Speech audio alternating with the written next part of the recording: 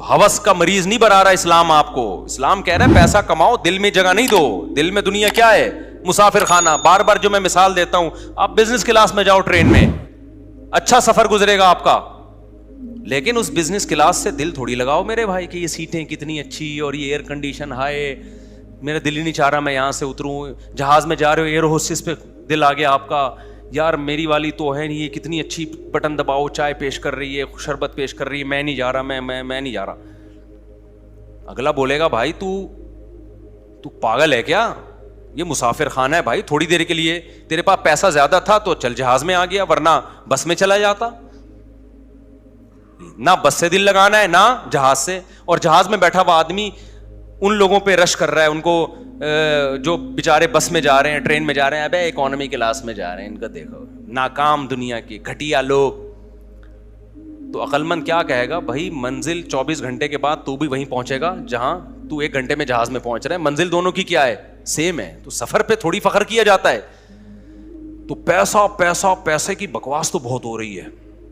یونیورسٹیوں میں جاؤ نا, ہمارے زمانے میں وہ ماحول تھا, اب تو اور آگے جا چکا ہے. ہر وقت پیسہ پیسہ پیسہ, ترقی ترقی ترقی ترقی.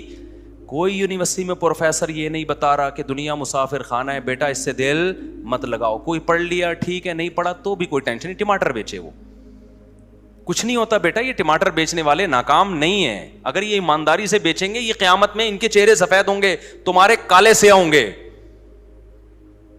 کوئی پروفیسر بتا رہا ہے یونیورسٹیوں میں, یہ باتیں تو بہت کی جاتی ہیں کہ یہ باتیں کوئی مولوی نہیں بتاتا. یہ بھی تو کہو یہ باتیں کوئی پروفیسر نہیں بتاتا.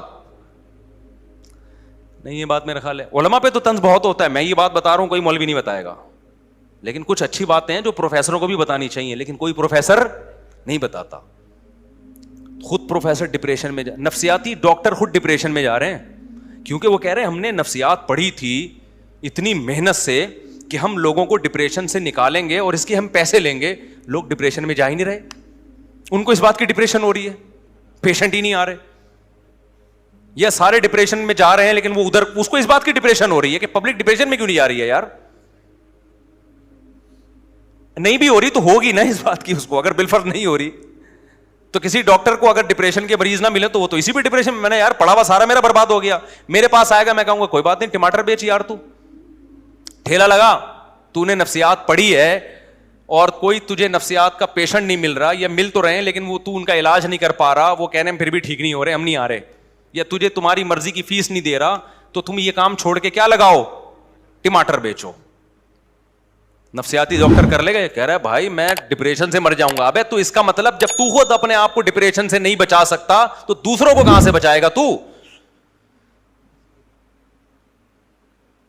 اصل ڈپریشن سے بچانا یہ نہیں ہے کہ ٹماٹر والے کو لینڈ کروزر میں ڈال دو, پھر تو سارے ڈپریشن سے نکلیں گے.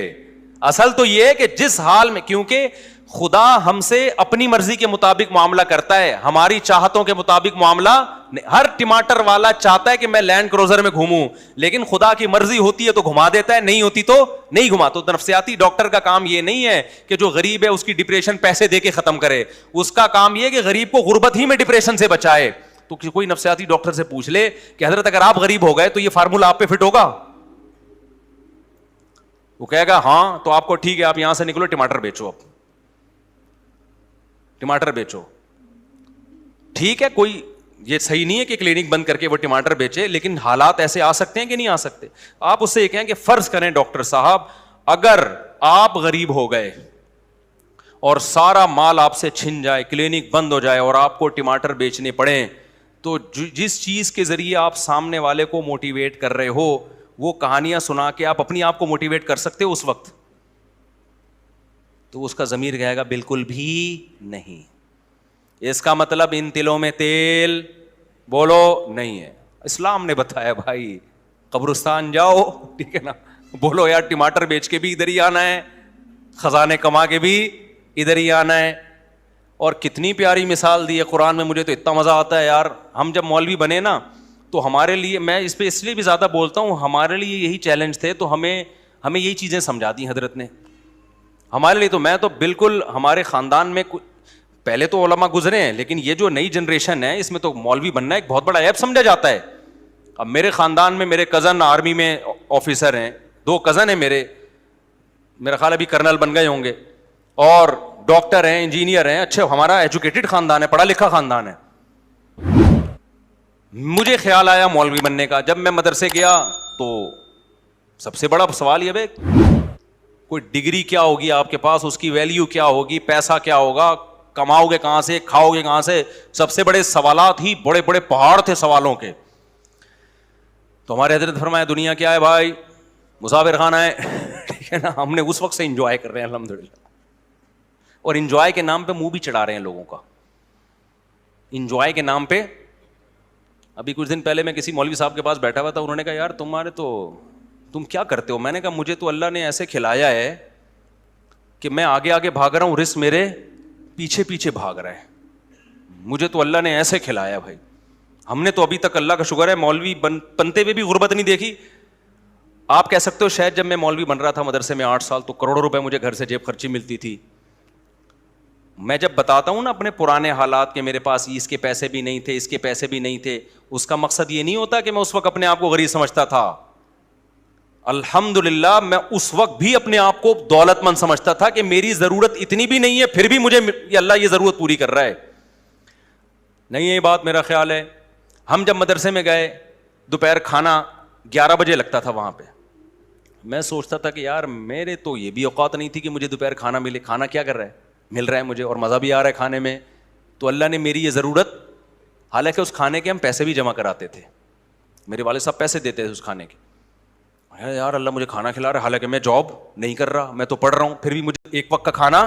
یہ سوچ سوچ کے خوش ہوتا تھا کہ میں 20 سال کا ہو گیا, 18 سال کا ہو گیا, اس وقت تو مجھے چاہیے تھا کہ میں اپنا خود کماؤں, لیکن میری ذمہ داری میرے ابا پورا کر رہا ہے بھائی. وہ کھانے کے پیسے جمع کرا رہا ہے اور ہم فری پھوکٹ میں کیا کر رہے ہیں, کھا رہے ہیں. اس پہ خوش ہوتا رہتا تھا میں. نہیں آئی میرا خیال ہے بات. آج کسی نوجوان کو روزگار نہ ملے, ابا پراٹھے بھی کھلا رہا ہوگا نا, کھمبے سے جا کے چپکے گا ہائے روزگار. ابے تو روزگار نہیں ہے, تیری بیسک ضرورت تو بہرحال پوری ہو رہی ہے نا. میری بیسک ضرورت تھی اس وقت کہ مجھے 2 ٹائم کا کھانا چاہیے تھا, اور 18 سال 20 سال میں بھوک بھی ٹائٹ لگتی ہے آدمی کو.